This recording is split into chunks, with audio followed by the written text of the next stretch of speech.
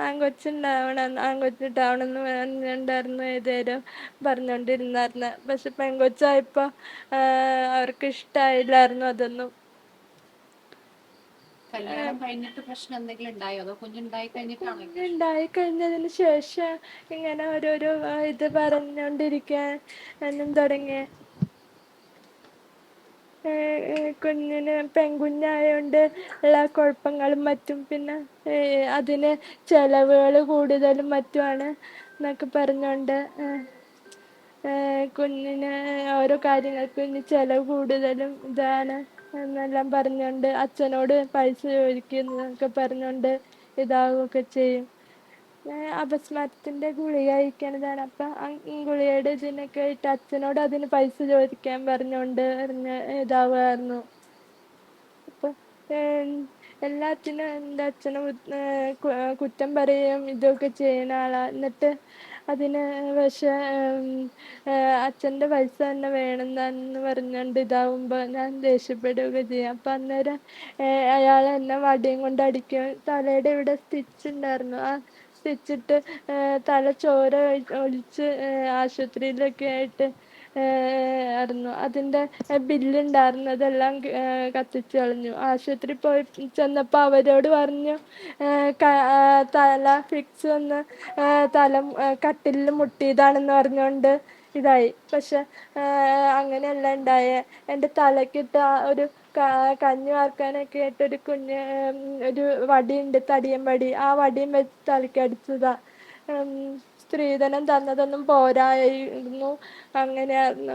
15 പോരാ, 20 വേണമായിരുന്നു എന്നെ പോലുള്ള ഒരു പെണ്ണിന് എന്താവാന്നൊക്കെ പറഞ്ഞുകൊണ്ട് ഏതൊരു അടിക്കും കുത്തുമൊക്കെ ചെയ്യായിരുന്നു. അപ്പം ഒരു ദിവസം എന്നിട്ട് അതായപ്പോഴാണ് തലയ്ക്ക് ചോര വാർന്ന് ഇതായിരുന്നു. LF ഹോസ്പിറ്റലിൽ കൊണ്ടുപോയി കാഷ്വാലിറ്റിയിൽ കാണിക്കുകയൊക്കെ ചെയ്തു. മോളുടെ പേര് അഞ്ജന. ആ കുഞ്ഞിനെ മറ്റേ പനിയൊക്കെ വന്നിട്ടിരിക്കുമ്പോൾ 2 ദിവസം കഴിയുമ്പോൾ 4 ദിവസം കഴിഞ്ഞിട്ട് അവൾ ഭക്ഷണം കഴിക്കുകയുള്ളൂ നല്ലോണമൊക്കെ. അവൾക്ക് കുഞ്ഞിനെ ഇതായിട്ട് കുത്തിക്കയറ്റി ഒരു ദിവസം ചോറ് വായിലേക്ക് വെച്ചു കൊടുത്തു. കുത്തിക്കയറ്റി വെച്ചു കൊടുക്കുമായിരുന്നു കഴിക്കാൻ പറഞ്ഞുകൊണ്ട്.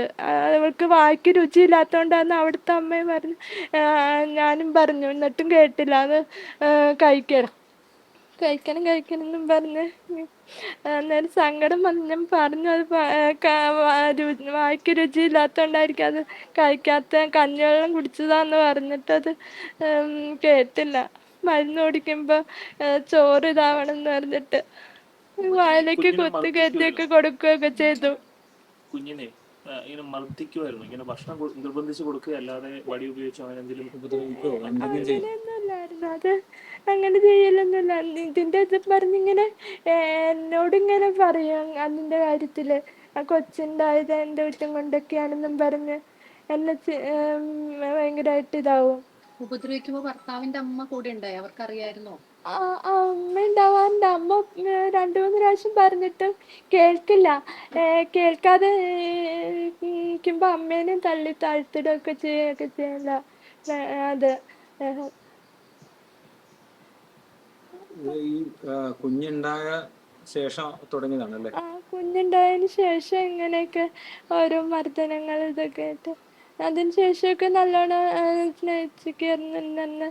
കുഴപ്പമില്ല. ഇതില്ലായിരുന്നു. ഭർത്താവ് മാത്രമാണ് ഉപദ്രവിക്കാറുണ്ടോ, ബന്ധുക്കളാരെങ്കിലും? ഇല്ല, ഭർത്താവ് മാത്രമുള്ളതായിട്ട് ഇങ്ങനെ പറയലുള്ളൂ. ഓരോരോ എൻ്റെ അമ്മേനും അച്ഛനും വരെ അസഭ്യം പറയുകയൊക്കെ ചെയ്യും. എന്നെ ഷോപ്പണിക്ക് പോകാനൊക്കെയാണ്, എനിക്ക് ജോലിക്ക് പോകണമെന്നൊക്കെ ആഗ്രഹം പറയുന്നു. അപ്പോൾ ഞാൻ പറയുന്നത് എനിക്ക് വേശ്യാപ്പണിക്ക് പോകുന്നതാണ് ഇതായിട്ടുള്ളത് എന്നൊക്കെ പറഞ്ഞ് എന്നെ അസഭ്യവാക്യങ്ങളും മറ്റുമൊക്കെ പറഞ്ഞ് ഇതാവും. അപ്പം അതന്നെ എനിക്ക് ഭയങ്കരമായിട്ട് വിഷമമൊക്കെ ആവുമ്പോൾ ആവാറുണ്ട്. ഇദ്ദേഹം ഓരോ പ്രാവശ്യം അടിക്കുമ്പോഴും ഞാൻ ഇനിയൊന്നും ചെയ്യില്ല, അങ്ങനെ ചെയ്യില്ല എന്നൊക്കെ പറഞ്ഞ് തലയിൽ ചോര വന്നതൊക്കെ വന്നപ്പോൾ കാല് പിടിച്ച് മാപ്പ് പറഞ്ഞു, ഇനിയൊന്നും ചെയ്യില്ല, അങ്ങനെയൊന്നും ചെയ്യില്ല എന്നും പറഞ്ഞുകൊണ്ട് ഇതാവും. അപ്പോൾ അത് തന്നെ ഞാൻ അന്ന് എന്നിട്ട് പോലീസുകാരുടെ അടുത്ത് പരാതി എടുത്തൊന്നുമില്ല. ഡോക്ടർമാരൊക്കെ ചോദിച്ചപ്പോൾ ഞാൻ കട്ടിലിൻ്റെ തലയിൽ തലമുട്ടിയതാന്നൊക്കെ പറഞ്ഞേ ഉള്ളൂ, അല്ലാതെ ഒന്നും പറഞ്ഞില്ല. ഈ മദ്യപിക്കുന്ന ആളായിരുന്നോ ഹസ്ബൻഡ്? മദ്യപിക്കുന്ന എന്തെങ്കിലും ഉണ്ടായിരുന്നോ? മദ്യപിക്കൊന്നുമില്ല, മദ്യപിക്കാറൊന്നുമില്ല.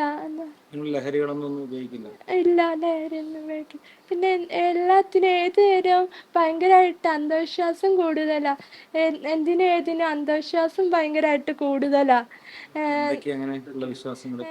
ഈ എന്തെങ്കിലും ഉടനെ കൊച്ചിന് എന്തെങ്കിലും പനിയോ എന്തെങ്കിലും അല്ലെങ്കിൽ വീട്ടിലെന്തെങ്കിലും ഇത് വന്നു കഴിഞ്ഞാൽ അപ്പോൾ ആരെങ്കിലും എന്തെങ്കിലും കൂടോത്രം ഒക്കെ ചെയ്തതാണ്, മറ്റേ ഇതാണ് എന്നൊക്കെ പറഞ്ഞിട്ട് അമ്പലത്തിലേക്കാണ് നേരെ ഓടുകയാണ്. അമ്പലത്തിൽ പോയി ഏത് നേരം കുറേ പൈസ കളയും. അപ്പം അത് ഞാൻ ചോദിക്കും, അങ്ങനെ പൈസ കളയണത് ഒന്നും ചിലവാവണതല്ല, ചിലവിൽ പെടില്ലെന്ന് ചോദിച്ചാൽ ആ പൈസ കൂട്ടി വെച്ചാൽ ഈ കൊച്ചിനുള്ള സാധനങ്ങൾ എന്തെങ്കിലും മേടിക്കാനായിക്കൂടെ എന്ന് ചോദിക്കും. അപ്പം അതൊക്കെ ചോദിക്കുമ്പോൾ കൂടുതലും ഇതായിട്ട് പ്രശ്നങ്ങൾ ഉണ്ടാവണത് തന്നെ, അടിയും വഴക്കും. അമ്പലത്തിൽ ഏത് നേരം പോകണം, അതപ്പം എൻ്റെ ഇഷ്ടമാണെന്ന് പറഞ്ഞു. ഞാൻ പറഞ്ഞു വിശ്വാസം നല്ലതാ, പക്ഷെ അത് കൂടുതലാവരുതെന്നുള്ളൂ. ഇത് ഭയങ്കരമായിട്ടുള്ള അന്ധവിശ്വാസമാണ്, കൂടുതൽ അന്ധവിശ്വാസമാണ്. ഈ കുഞ്ഞിന് എന്തെങ്കിലും അസുഖമൊക്കെ വരുമ്പോഴാണോ ഇദ്ദേഹം ഇങ്ങനെ അന്ധവിശ്വാസമായിട്ട് പോകാറുള്ളത്? അന്ധവിശ്വാസമായിട്ട് പോകാണ്ട് അല്ലാതെ ഉണ്ട്. കുഞ്ഞിൻ്റെ അവിടെ എല്ലാവർക്കും അസുഖങ്ങൾ വന്നാലും ഇതേപോലെ ഓരോരോ ഇതായിട്ട് വരും.